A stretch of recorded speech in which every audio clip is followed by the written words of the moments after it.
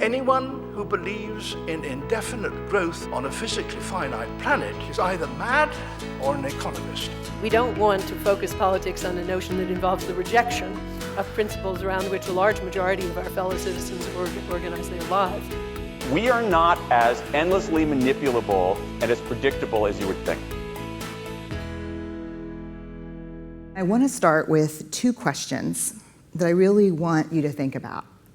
And the two questions are, what should I be afraid of today? And who's to blame?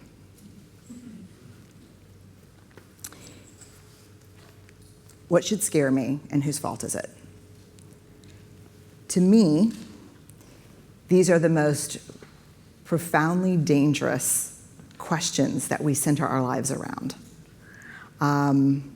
And what they are indicators, to me, what they're indicators of is a culture of scarcity, a culture of not enough. And when you think about any milieu in your life, think about education. What are we supposed to be afraid of and who's to blame? Politics, the economy, social issues. I guarantee you if you turn on the news or opened a paper today, the focus would be, here's why you should be afraid and here's whose fault it is. And what's interesting to me about that is it's not just at a cultural level or a community level. That stuff happens in my house every week. Every week with my husband, I talk to him about what should be, why we should be fearful and whose fault it is. Mostly it's his.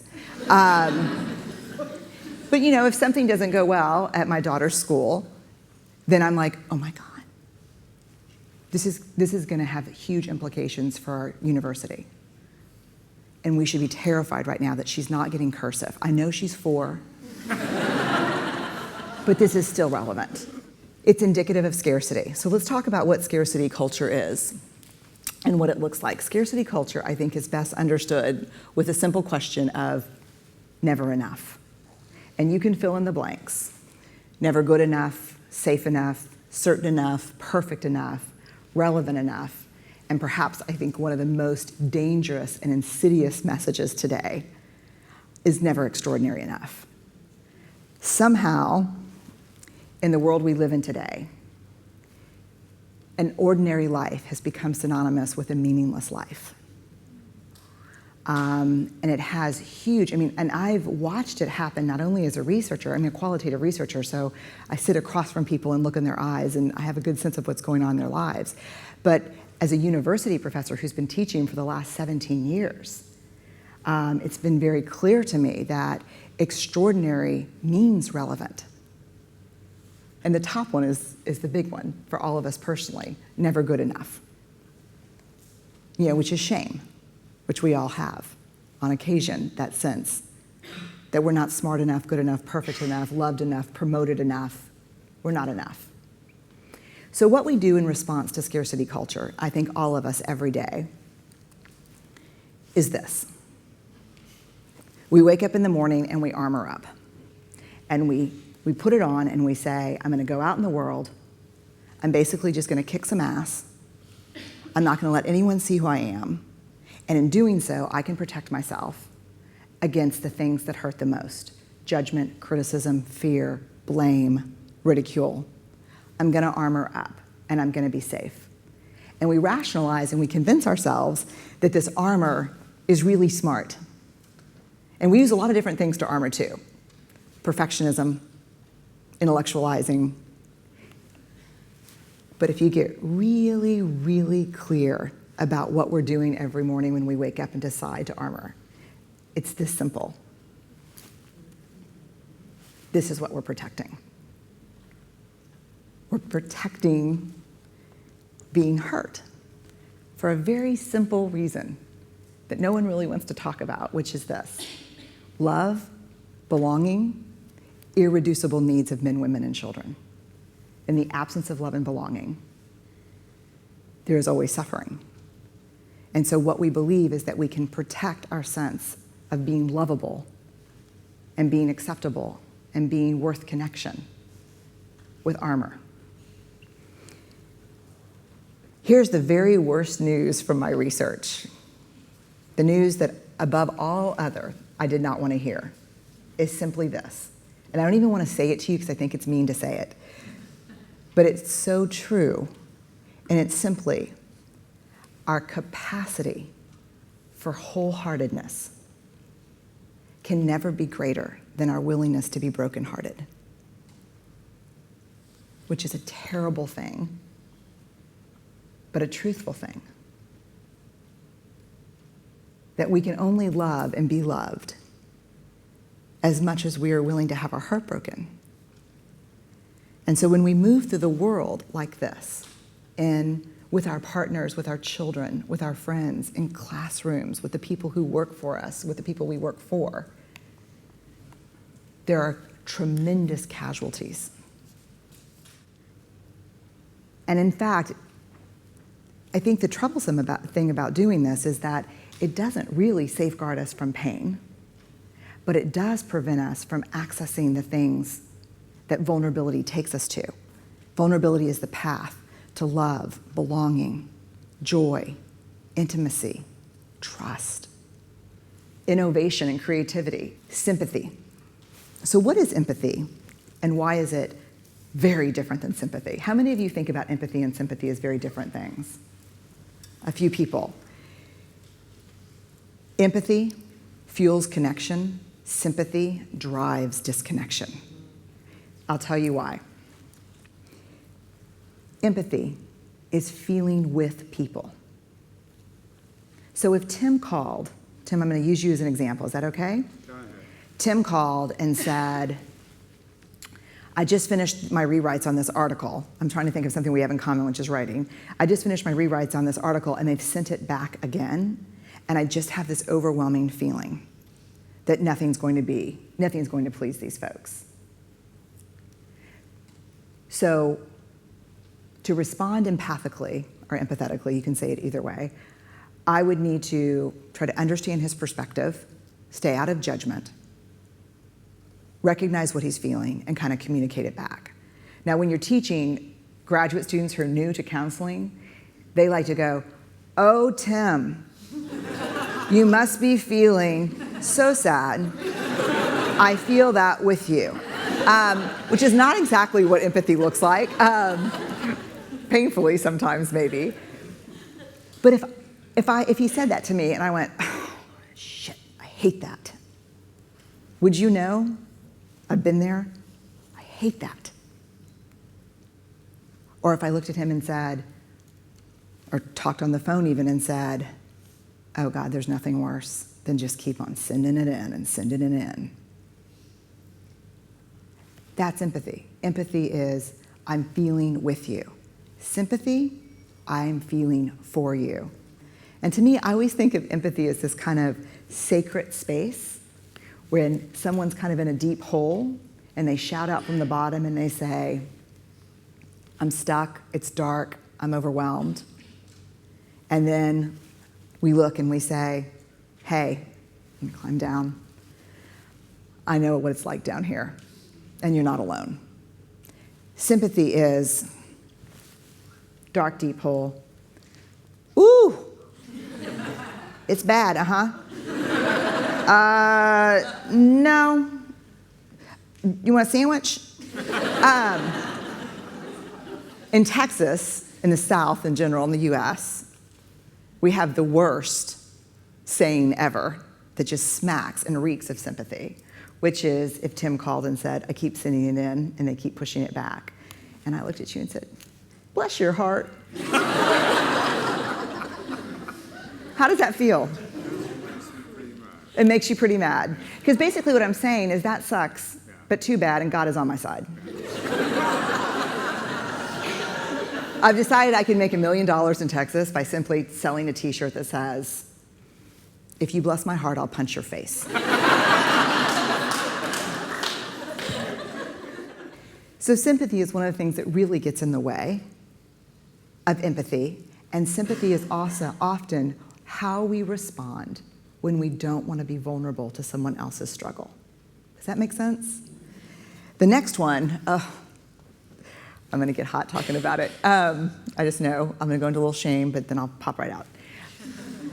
Nothing will, if you're on the first row, you're safe. Blame. How many of you are blamers? How many of you, when something goes wrong, the first thing you want to know is whose fault it is? I'm like, hi, my name is Brene. I'm a blamer. Let me just tell you this quick story. So this is a couple years ago when I first realized the magnitude to which I blame. I'm in my house. I have on white slacks and a pink sweater set. And I'm getting ready to go teach. And I'm drinking a cup of coffee in my kitchen. It's a full cup of coffee. I drop it on the tile floor. It goes into a million pieces, splashes up all over me. And a millisecond after it hit the floor, right out of my mouth is this: damn you, Steve. Who's my husband? Because let me tell you how fast this works for me. So Steve plays water polo with a group of friends. And the night before, he went to go play water polo. And I said, hey, make sure you come back at 10, because I can never fall asleep until you're home. And he got back like at 10:30, chatting it up with his friends. And so I went to bed a little bit later than I thought. Ergo, my second cup of coffee that I probably would not be having had he come home when we discussed at 10. Therefore, okay, and let me just ask, because I'm going to assume that you're laughing with me, not at me. How many women in here are thinking, that makes absolute sense? And how many men in here are thinking, oh, that's how it works? Right. And so the rest of that story is, I'm cleaning up the kitchen. Steve calls, caller ID. I'm like, hey. He's like, hey, what's going on, babe? What's going on? So I'll tell you exactly what's going on. I'm cleaning up the coffee that spilled all, like dial tone. Because he knows. You're not allowed to laugh. You're here in official capacity.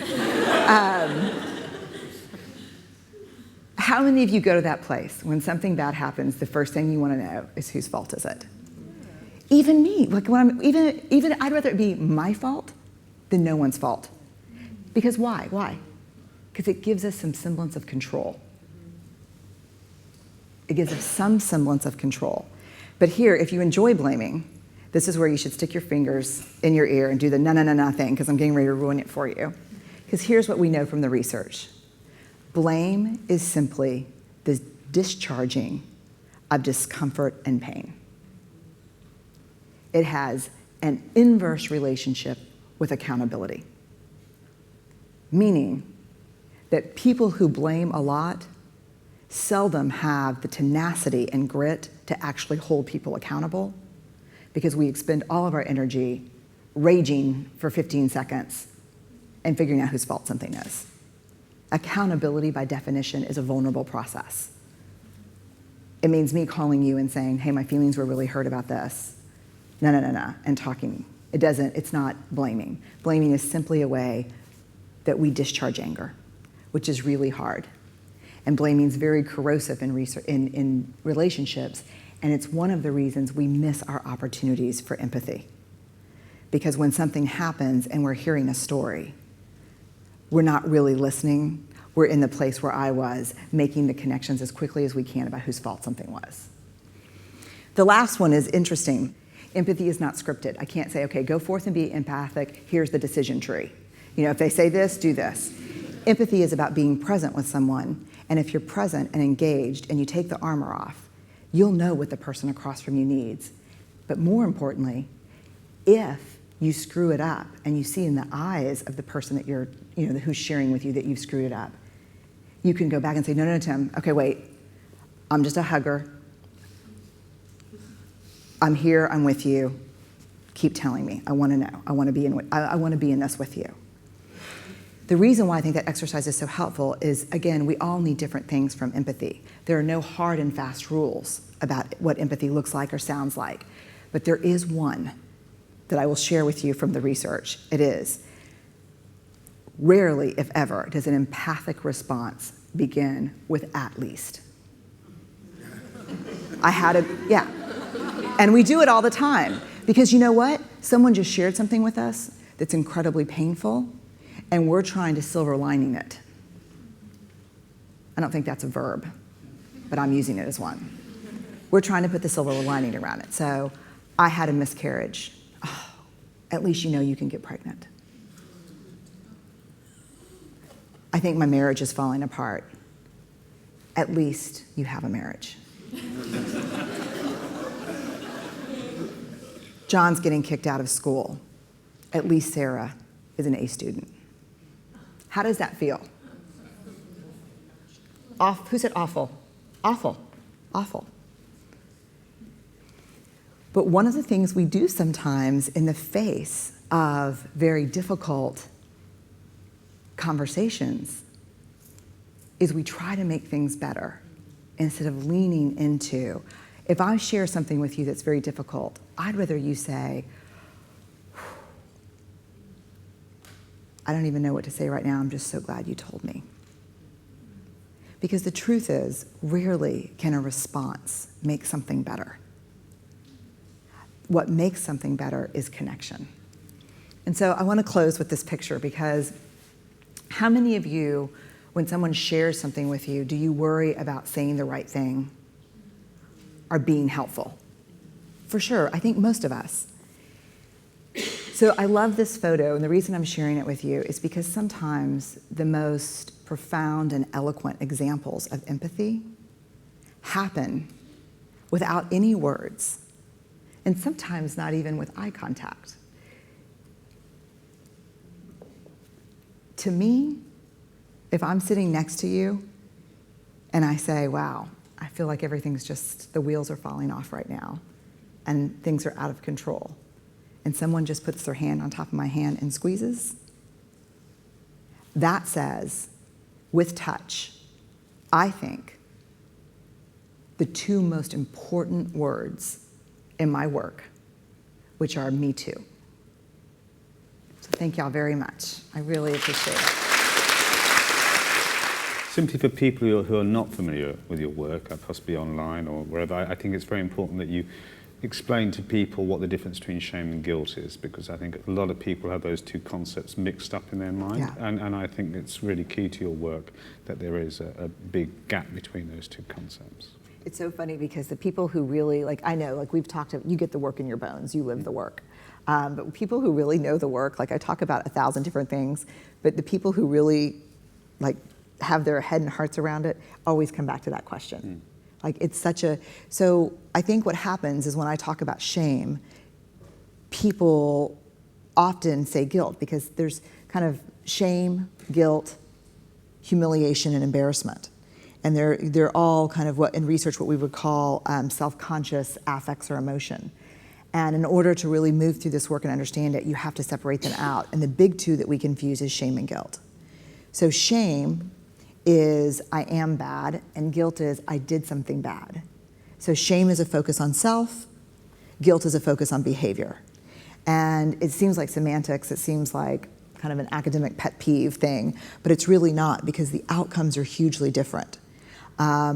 So what we know from the research is that shame is highly, highly correlated with addiction, depression, aggression, violence, suicide, bullying, and almost more importantly, that guilt is inversely correlated with those outcomes. Meaning the more someone is able to separate themselves from their behaviors, the less likely it is that they'll end up in those situations or suffering from those struggles. And so the implications are huge, especially around, I think you and I have talked about parenting. You know, as it turns out, there is a tremendous difference between you're a bad girl and you're a great kid, but that was a bad choice. If you say that doing something that you wish you hadn't done is the difference between I am bad or I did something bad. If you do something bad over and over again, isn't that then I am bad? And isn't that in a way saying that is part of who I am? And therefore, is it not saying, I mean, I've had this discussion many times through my own life saying, I just did something bad. Yeah, but you always do that, and therefore that's who you are. Okay, so yeah. I'm suggesting that maybe the gap between shame and guilt isn't quite as clear-cut as you put it. So I've thought a lot about that question as it relates to parenting and as it relates to school and behaviors in school and work. I'm going to come down on the side that I still think there's a huge difference between shame and guilt, and here's why. When we see people change behaviors, make amends, when we see positive behavioral change, you can almost always track it back to guilt. Guilt is basically, it's uncomfortable, but I'm a fan of it because it's cognitive dissonance. It's, I've done something and I'm holding it up against my values and it doesn't feel right. And so that's guilt. And other researchers use different words for the affects, but for most part, shame researchers use that as guilt. So it makes sense to me. Shame corrodes the part of us that believes we can change. So let's say you're my child and you lied at school. And there's a big difference between, listen, Tim, lying's not okay. And hey, Tim, you're a liar. Then the question becomes, you lie again and you lie again. And at what point is it not, hey, you lied, but hey, you're a liar? From a parenting perspective, to me, it's the point at which I give up believing you can make different choices. Okay, and that carries on throughout life. Yeah, because with your there's something very whoever. Self-fulfilling about when I'm a cheater or I'm a liar and it's who I am, how do I do something different? Yeah. Okay, thank you, Brene. That's fantastic.